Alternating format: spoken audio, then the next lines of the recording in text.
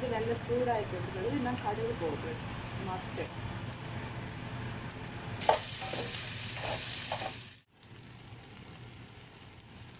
உரைப்பு வந்து உங்களுக்கு தேவைக்கு ஏற்ற மாதிரி போடுங்க.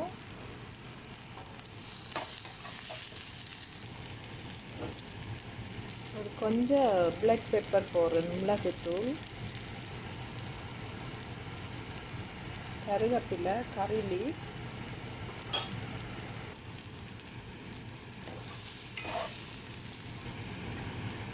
ஸோ இங்கே பாருங்கள் வெங்காயம் நல்லா வதங்கி வந்துட்டுது. ஸோ இந்த பதம் இருக்கேக்கு நான் வந்து கொஞ்சம் வெங்காயத்தை வெளியில் எடுத்து வைக்கிறேன்.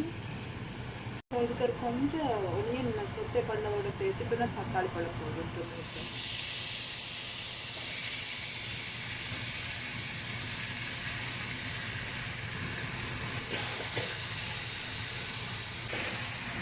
இது ஒரு கொஞ்சம் நேரம் வதக்கணும். போட்டதோட இது வந்து குமின் பவுடர், இது சின்ன சீரகம், இது வந்து பவுடராக தான் நான் போடுறேன். அதே மாதிரி பெரிய சீரகம், பெனல் பவுடர். ஸோ சேம் டைமே நான் ஒரு கொஞ்சம் மஞ்சள் தூள், டர்மரிக் பவுடர், இது வந்து கொரியண்டர் பவுடர், கொத்தமல்லி பவுடர். டொமேட்டோ ஒரு அளவுக்கு அப்படியே இருக்கணும், ஆளும் பிஞ்சு வரக்கூடாது. பாருங்க, நான் வந்து இந்த தூள் நானே பண்ணினது. ஒரு கொஞ்சம் தூள் போடுறேன். இந்த டொமேட்டோவை நீங்கள் போட்டு மிக்ஸ் பண்ணிக்கல, கொஞ்சம் பிரியாமல் பார்த்து மிக்ஸ் பண்ணுங்க. கொஞ்சம் வெந்தயம் போடுறேன், ஒரு கொஞ்சம். பட் உங்களுக்கு வெந்தயம் கணக்கு சாப்பிடுறதுன்னு சொன்னாலும் நீங்கள் போடலாம்.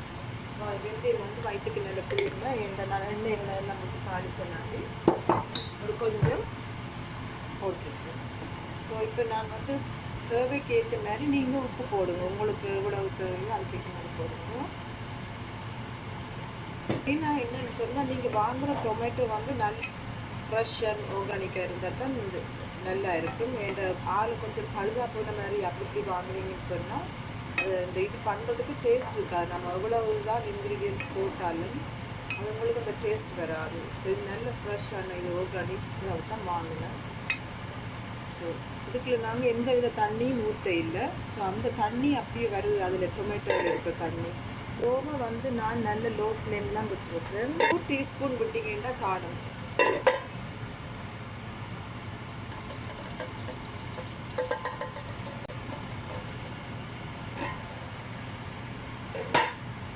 இங்கே பாருங்கள் எப்படி எண்ணெய் வருது வெளியிலேருந்து பார்த்தீங்களா? சூப்பரான ஒரு நல்ல வாசம் வருது. நான் வந்து ஸ்டோவை ஆஃப் பண்ணுறேன். ஆஃப் பண்ணிவிட்டு இங்கே எடுத்து வச்சு நான் கொஞ்சம் வதக்கின ஆனியன் அதை அப்படியே மேலால் போட்டுட்டு ஸ்டோவை ஆஃப் பண்ணிவிட்டு போடுங்க. போட்டுட்டு அப்படியே மூடி விட்டோம்னா நல்ல சூப்பர் வாசமும் நல்ல டேஸ்ட் ஆகும். ஸோ வதக்கின வெங்காயத்தில் இருக்கிற எசன்ஸ் எல்லாம் அப்படியோ இந்த தக்காளி காயோட சேரும். அது போட்ட உடனே நல்ல சூப்பரான ஒரு வாசம் வரும். பாருங்க, அந்த டொமேட்டோ எல்லாம் அது அப்படியோ தெரியுது. ஸோ டொமேட்டோ இல்லாமல் செப்பரேட்டாக அப்படி எடுத்து சாப்பிடலாம். நீங்கள் பாருங்கள். ஸோ நாங்கள் வதக்கி போட்டு டொமேட்டோ போட்டு பிக்கக்கூடாது.